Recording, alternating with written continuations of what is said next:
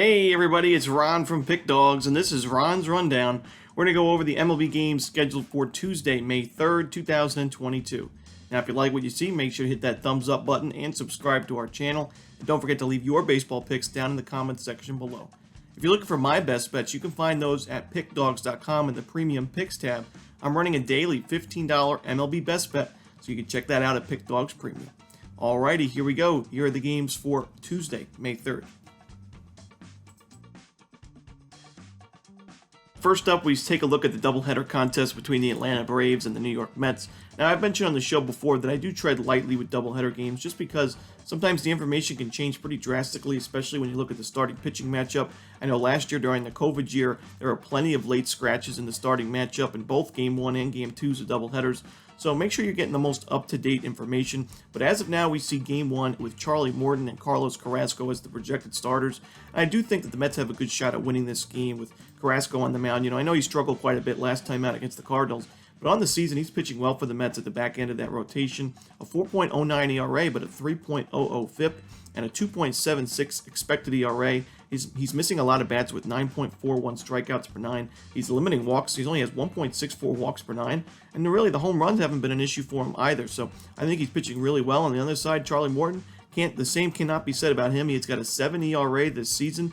The strikeouts really haven't been there. The walks have been a big issue for him. And he's allowing too many home runs for my liking. So the Mets have been really good against right-handed pitching. So I'm going to take the Mets in Game 1. But in Game 2, right now we see Kyle Wright as the projected starter for the Braves. And we see the Mets have an undecided.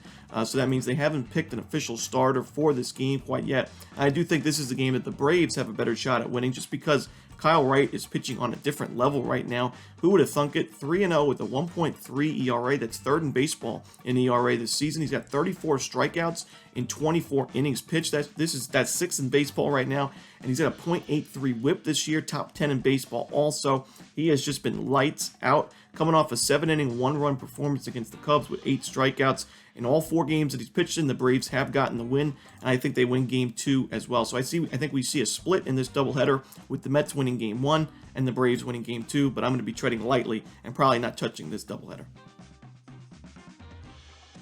Next up, we see the San Diego Padres taking on the Cleveland Guardians. We have a pretty intriguing starting matchup on our hands as we have a pair of former teammates, Mike Clevinger and Zach Plesac, going at it in this one.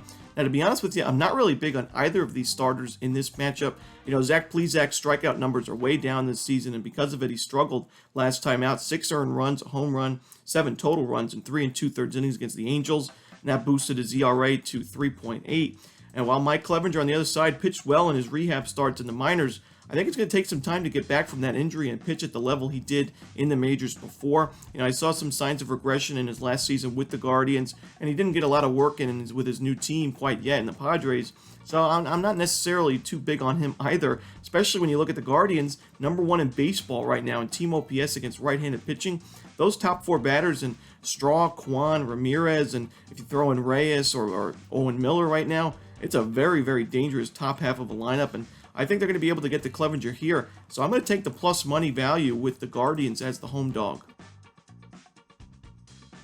In our next game, we see the Texas Rangers taking on the Philadelphia Phillies with John Gray and Ranger Suarez on the mound. Now, John Gray hasn't pitched too much this year. He's only had 9 innings of work, but in those innings, he struggled quite a bit. He's allowed 7 earned runs and 2 home runs in those outings, and the Rangers have lost both of the games that he's pitched in by more than 2 runs. And on the other side, Ranger Suarez, although he has that 4.42 ERA and a 1.64 whip, you know, in all 4 games that he's pitched in, the Rangers have won, and in 3 of those games they've won and covered the run line as well, and I think he's also improving quite a bit from the beginning of the year. He struggled a little bit against the Mets and Marlins, but he pitched very well against the Brewers, 4 2/3 innings with only 1 earned run allowed, and then last time out he gave the Phillies 6 strong innings, only giving up 3 earned runs. So I think he does enough to get the Phillies to win here, and I'm going to lay the run line with Philadelphia at home. Next up, we see the Arizona Diamondbacks taking on the Miami Marlins. Now, in this game, we're going to see Trevor Rogers on the mound for Miami, and although he's struggled quite a bit this season with that 5.09 ERA, I'm definitely seeing the signs of improvement, especially when you look at his last start. He pitched 6 innings of only 1-run baseball, and only gave up 2 hits in that one. And the strikeout numbers have been down for him this season, which is a little bit surprising, but the Diamondbacks are right now ranked 30th in baseball in team OPS against left-handed pitching. They really haven't hit lefties too well. Although they're limiting strikeouts, they're just not getting on base against left-handed pitching. And I think Rogers has a strong start yet again in this one. I like the Marlins to win this game, so I'll take the Marlins on the money line here. Next up, we see the Minnesota Twins taking on the Baltimore Orioles with Bruce Zimmerman and Joe Ryan as your projected starters. Now, the Twins are really steep favorites in this contest, and you would look at Bruce Zimmerman's ERA and say, hey, 0.93 ERA. Maybe I should take the dog here and get the big plus money just based on value, but I do worry about Zimmerman in this start and going forward because, yes, he has a low ERA, but you look at his expected ERA, 3.61, which isn't too bad. It's a lot higher than where his ERA is right now. So I think we're going to see some natural signs of regression from him in the next few starts. He's also in the bottom 8th percentile in average exit velocity, so when teams make contact, the ball goes pretty hard, and the Twins have done a good job against left-handed pitching this season, especially with bringing back Byron Buxton in the lineup after coming back from that injury. He's done a good job in that lineup, and the Twins' bats have just overall been really strong lately, so I like the Twins in this game. I'm going to lay the run line. Joe Ryan's been sharp as well on the mound, and I think he can get another job done here, so give me Twins minus 1.5. Next up, we see the New York Yankees taking on the Toronto Blue Jays with Jameson Taillon and Alek Manoah as your starters. Now, I do worry about Taillon in this start. When you look at his home run numbers, he's given up at least a home run in 3 of his 4 starts this season. That includes a start against these Blue Jays where Toronto was victorious 3-0. This season, he struggled with the home run ball, and he's done it in seasons past as well. In Toronto against the Blue Jays lineup that's very, very powerful. I do worry about that quite a bit. And when you look on the other side, Alek Manoah has just been fantastic this year, 4-0 with a 1.44 ERA. The strikeouts have been there. He's limited base runners in general with a .88 whip. Coming off a fantastic start against the Red Sox. It was a 1-0 Toronto win. He pitched 7 innings, a shutout ball with 7 strikeouts. So I do like the Blue Jays in this game. I'm going to take them on the money line. Next up, we see the Los Angeles Angels taking on the Boston Red Sox with Noah Syndergaard and Michael Wacha as your starters here. Now, Noah Syndergaard, 2-0 with a 2.12 ERA. The strikeout numbers are down for him, but I'm not necessarily concerned about that, as he has shown in the past that he can miss bats plenty, and he's more of a pitch-to-contact guy with a lot of ground ball outs this season, and I think he'll be just fine in this one. He had 6 Ks in his last 5 2/3 innings against the Orioles. I think he pitches well against the Red Sox lineup that has really struggled. I mean, they have definitely underperformed this season, even at Fenway Park, more of a hitter-friendly park. And with Michael Wacha on the other side, and I know he has a 1.77 ERA, but I do worry about him in this one against the Angels lineup that's very good against right-handed pitching. And Wacha has a 4.02 FIP this season because he puts a lot of runners on base via the walk. The home runs haven't been too much of an issue. He did give up 2 homers against the Rays in a start not too long ago on April 22nd. And I do think the Angels can do a good number on him early in this one. So I'm going to take the Angels on the money line on the road. Right now, I think they're just a better team. Next up, we see the Pittsburgh Pirates taking on the Detroit Tigers with Bryce Wilson and Michael Pineda as your projected starters. And right now, I really can't trust either of these starters. Bryce Wilson, 4.7 ERA. He only has 10 strikeouts in 15 1/3 innings. He's allowed 8 walks this year as well. He is coming off a very good start against the Brewers, where he had 4 innings of shutout baseball, 1 hit shutout baseball, and 4 strikeouts. So for me, I do think there is some value with the Pirates here. I also think they have the better lineup. Michael Pineda, he pitched well in his first outing against the Yankees. He didn't give up a single run in 5 innings. But then his next start, we saw a little bit more of what we're probably going to see in the future from Michael Pineda.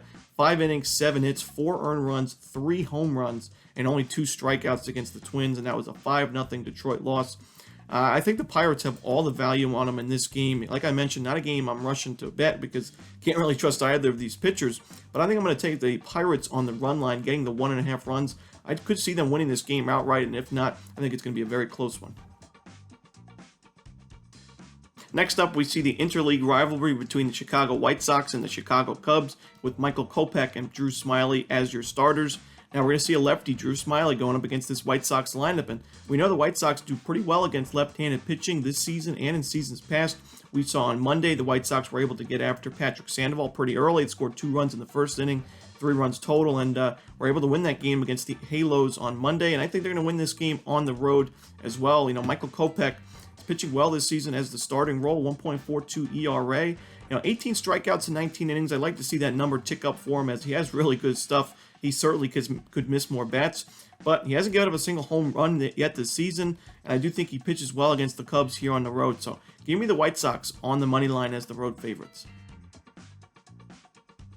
Next up, we see the Cincinnati Reds taking on the Milwaukee Brewers.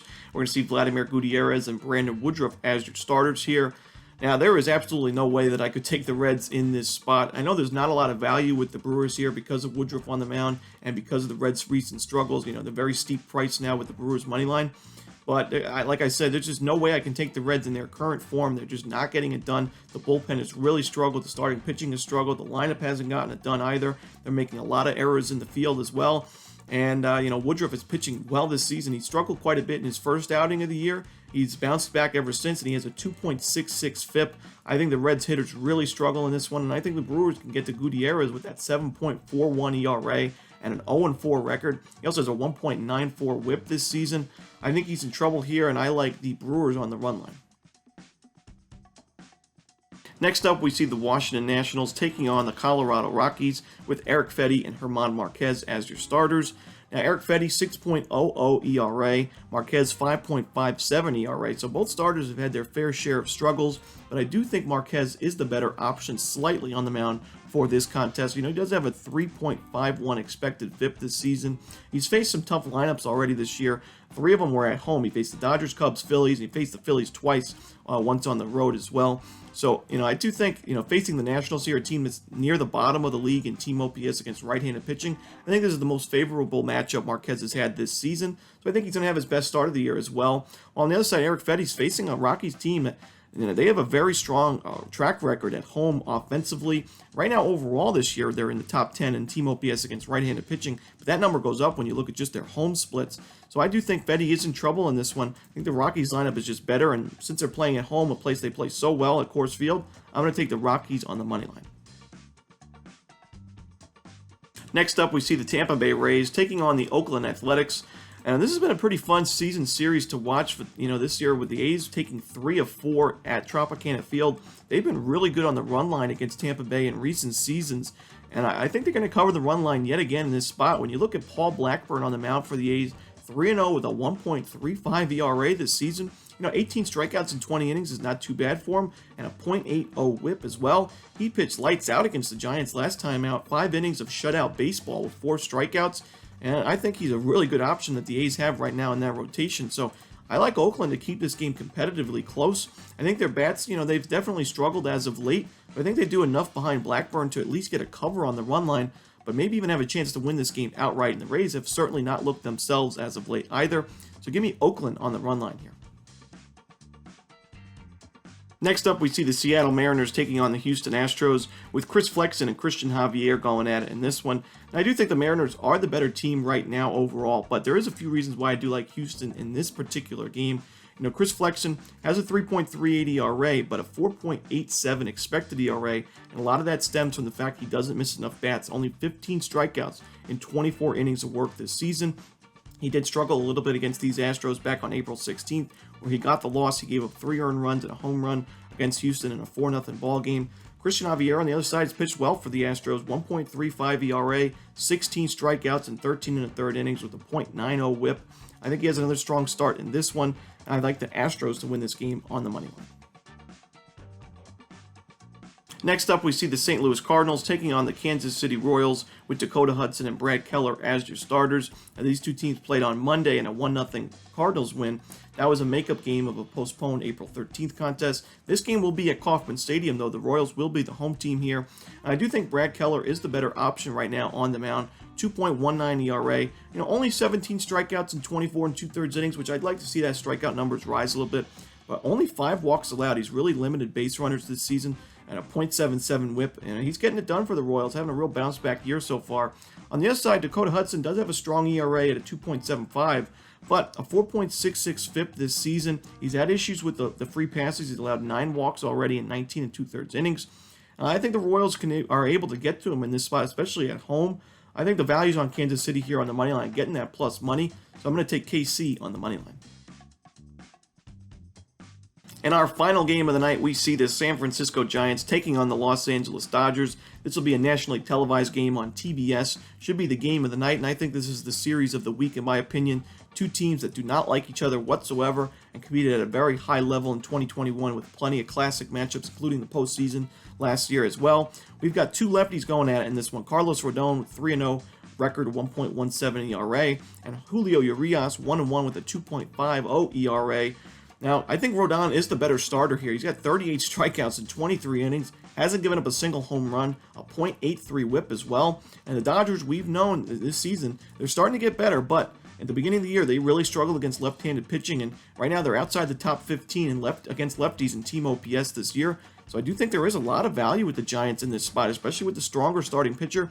You know, Urias has fared pretty well this year, 1.00 whip as well, but only 15 strikeouts in 18 innings. He's gotten into issues with the long ball as well. 2 homers already allowed this season. I think the Giants have it in them to at least keep this game close, have a chance to win it, but I'm going to take the run line with San Francisco. The price that we're getting on the run line is pretty solid, so give me the 1.5 runs with the Giants here. And that's it. Those are the games for Tuesday, May 3rd. Hope you enjoyed this video. If you did, don't forget to hit that like button and subscribe. And don't forget to put your baseball picks down in the comments section below. Again, if you're looking for my best bets, you can find those at Pickdawgz Premium. As always, this is Ron Romanelli. Good luck.